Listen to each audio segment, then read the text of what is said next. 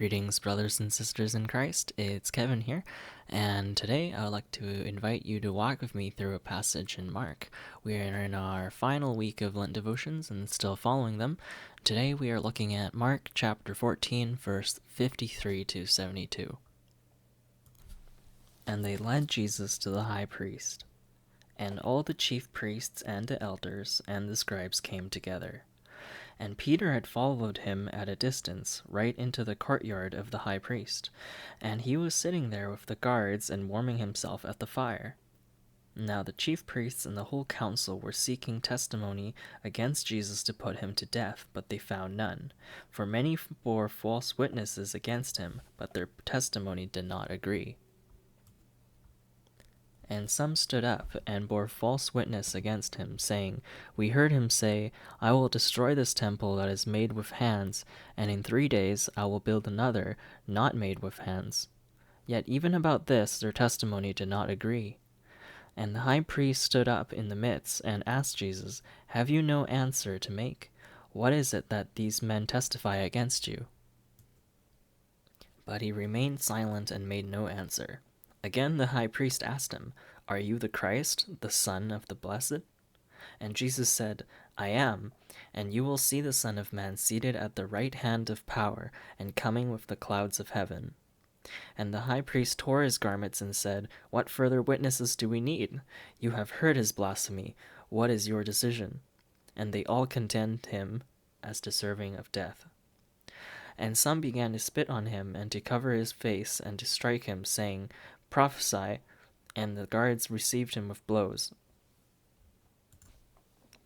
And as Peter was below in the courtyard, one of the servant girls of the high priest came, and seeing Peter warming himself, she looked at him and said, You were also with the Nazarene, Jesus. But he denied it, saying, I neither know nor understand what you mean. And he went out into the gateway, and the rooster crowed. And the servant girl saw him and began to say to the other bystanders, This man is one of them. But again he denied it. And after a little while the bystanders again said to Peter, Certainly you are one of them, for you are a Galilean. But he began to invoke a curse on himself and to swear, I do not know this man of whom you speak. And immediately the rooster crowed a second time. And Peter remembered how Jesus had said to him, Before the rooster crows twice, you will deny me 3 times. And he broke down and wept. Have you ever experienced a deep betrayal? Throughout history, betrayals are often turning points in the narrative. In fiction, a great point to start wondering what-if scenarios, and in real life, it could be a sting that never fully heals. In some countries, famous traitors even become a synonym for a traitor entirely. Myself, sometimes I feel that even minor betrayals I felt in my life have contributed to how I am as a person today. In the medieval epic poem Dante's Inferno, he popularized an allegory of a journey through hell. He rates different types of sin by their wickedness and places treachery at the bottom, or the most serious. Of course, we shouldn't be taking his fictional allegory as gospel, but it does shed some light into how serious and hurtful betrayal really is. Judas betrayed Jesus, that much we all know about. But when the time came for the arrest of Jesus, his disciples ran. And when Jesus was on trial, Peter denied him 3 times in fear in public.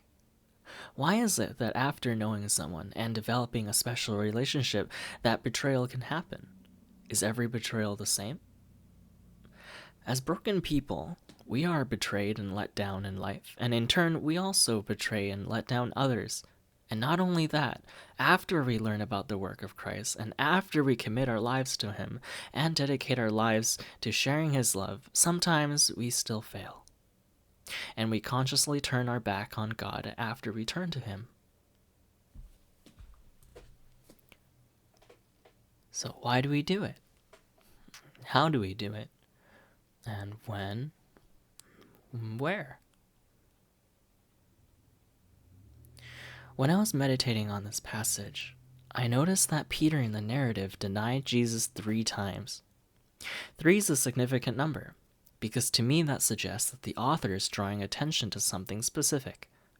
You'll notice that in writing, 3 is the smallest number used to establish a pattern. The pattern here is the reoccurring behavior when Peter was controlled by his fear. I believe that one of the things that this passage is showing us is that without God acting in our lives directly, we will fail and let down God an infinite number of times in our lives. But later, we know that Peter was one of the leaders of the early church. Did his weakness change how the Lord felt about him and his role in history? Lastly, I wanted to share with you a quote that I hear sometimes that stuck with me. It goes, "We often judge others by their actions, and ourselves by our intentions. In the cases where this is true, aren't we glad that at least God knows us by heart?" So I wonder today, are we being challenged by God to treat others the same He has treated us? God bless.